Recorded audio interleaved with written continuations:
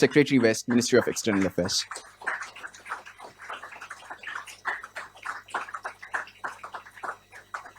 George, Secretary West, Ministry of External Affairs.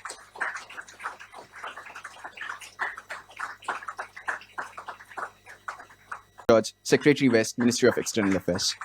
Excellencies, ladies and gentlemen, thank you for joining us this morning, and it's really a great pleasure to see so many of you here.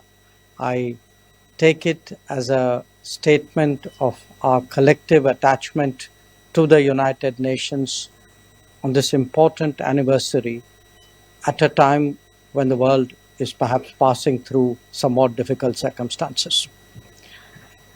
It is truly a great pleasure to be with you here on this special occasion as we celebrate the 80th anniversary of the United Nations. As a founding member state of the UN, I extend warm wishes to all present on United Nations Day.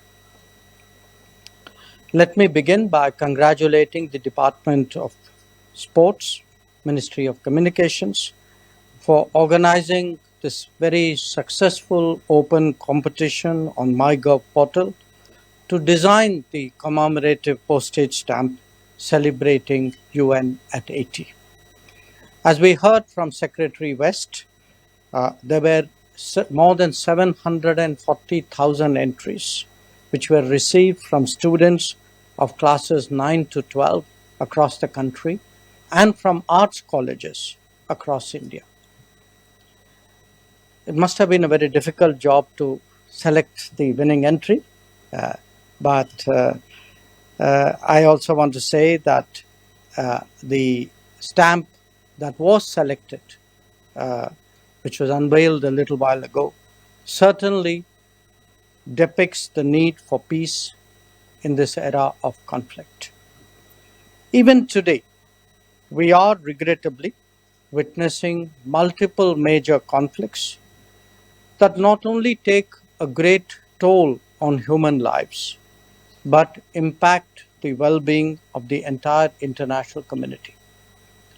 The Global South, in particular, has felt this pain, even as the more developed insulated themselves from consequences. An 80th anniversary is a significant milestone for any institution.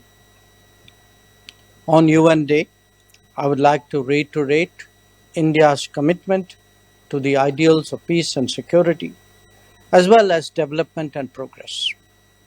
India has always been and will continue to be a strong votary of the United Nations and indeed of multilateralism. Our commitment to global peace and security is reflected, amongst others, in our staunch support for peacekeeping, and I'm very glad that the first day cover captures that particular facet as well. We visualize this as a fundamental obligation of a conscientious member. The energies and resources that we have devoted and the sacrifices that our personnel have made certainly ensure that the world is a better place. Significantly, just last week, we hosted a Chiefs of Army Staff conclave in New Delhi, which witnessed participation from 30 troop contributing countries. That said, we must also recognize that all is not well with the United Nations.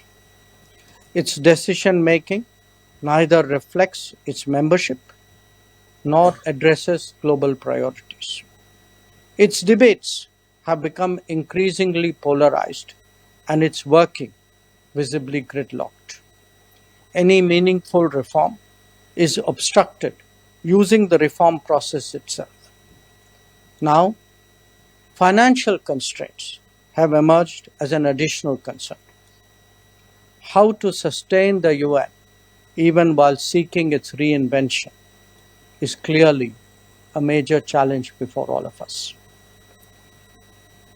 Few examples are more telling about the challenges facing the UN than its response to terrorism.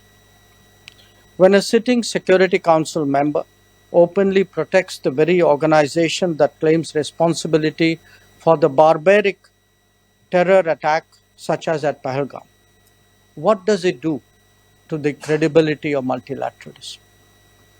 Similarly, if victims and perpetrators of terrorism are equated in the name of global strategy, how much more cynical can the world get?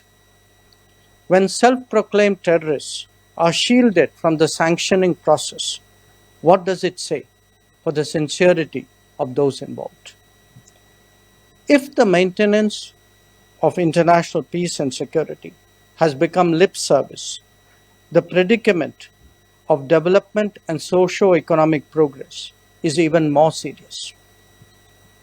The slowing down of the SDG Agenda 2030 is a significant metric to measure the distress of the global south. There are many more, whether it is trade measures, supply chain dependence, or political domination. Yet, on such a notable anniversary, we cannot abandon hope. However difficult, the commitment to multilateralism must remain strong.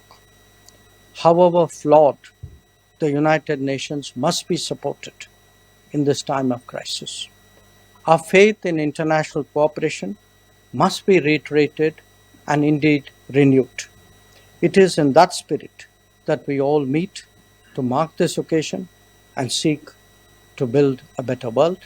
I thank you again for joining us on this important day, on this important anniversary. And as my colleagues said, I think at the end of the day, what unites us is what is most important. And the fact that we are meeting here today, I think, sends a message in itself.